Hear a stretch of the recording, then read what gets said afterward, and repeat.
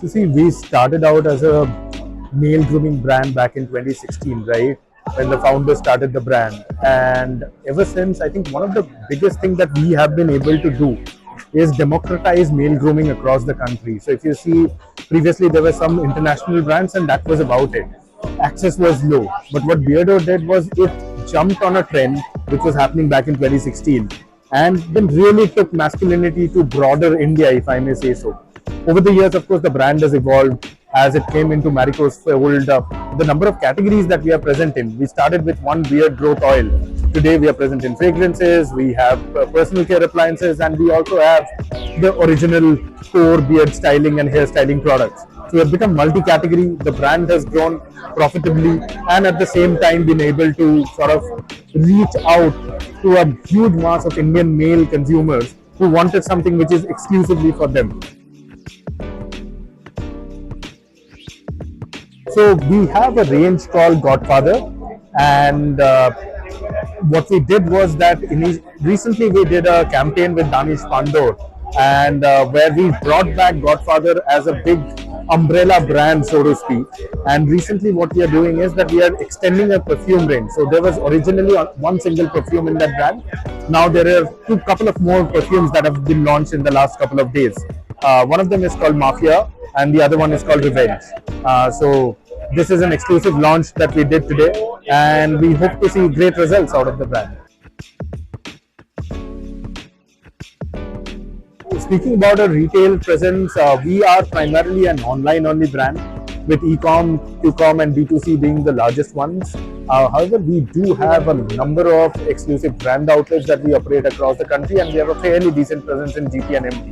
One of the things that we realized is that while we are an online-first brand, but our consumers do want to feel and touch and understand the product, and which is where having a retail presence is very important. So we're pretty much present all over the country. If you go to any top store and any top beauty store anywhere in the country, you'll find our product. Similarly with any modern trade chain, or say you walk into an airport or some of the malls, you'll find our stores there. As I said, that there are two parts to the expansion story. One is, in case of fragrances, the category itself has a lot of tailwind, and what is happening is that the consumer is becoming more discerning. They understand what perfumes do for them, what kind of perfumes do they see, and this is where us as a brand who have been present for a long time and who understand the Indian male consumer well, it just makes it easier for us to sort of ride on that tailwind and add to it. So fragrance remains a big focus area. The other part is, what is happening is that apart from fragrances, the Indian male consumer has also become more and more demanding. They demand the right product for the right occasion. Just to give you an example, earlier probably one cream for a day would work for them. Today there are regimens and regimes that they are following, where they're seeking multiple products for different parts of the day. So that becomes a part where we sort of work beautifully for these people who were already our existing consumer, but just giving them option to spread out their regime. And this helps us keep growing. The third part is, as India grows, tier 2 and tier 3, we are seeing explosive growth there. So it's almost to draw an analogy of how tier 2 and tier 3 India migrated directly from landline phones to smartphones. The same is happening in beauty and cosmetics. So that's the other part which is helping us drive growth across the country.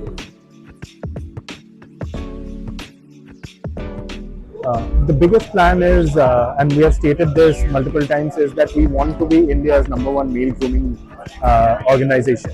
And this is part of our broader strategy of making male grooming accessible, and at the same time making the Indian male consumer aware about the different steps that they can take to make themselves feel better and look better and be better. At the same time, we are a very masculine brand, right? So it also allows people to express their personality, and this is going to be at the heart of who we are as a brand in Beardo. As far as our expansion, we are pretty much present in every category that you can think of. As I've said previously as well, fragrance remains one of our big bets. The other big bet is that skin, where multiple regimes and regimens are coming across, so that becomes the other leg where we see growth coming through. All of this All of this will be encompassed by a strategy which allows us to expand offline and online. We do not see us restricted only as an online D2C brand, but offline presence will also continue to play a major role in what we do. So one of the biggest reasons why we stand out in the market is that the brand is built on core codes of masculinity. And whenever you go around the country and ask people that what do you think the brand really stands for, the first thing that we hear is that this is a brand that I feel says my story. So the power of the brand is in that whenever you think about male grooming in this country, you would invariably think about Beardo.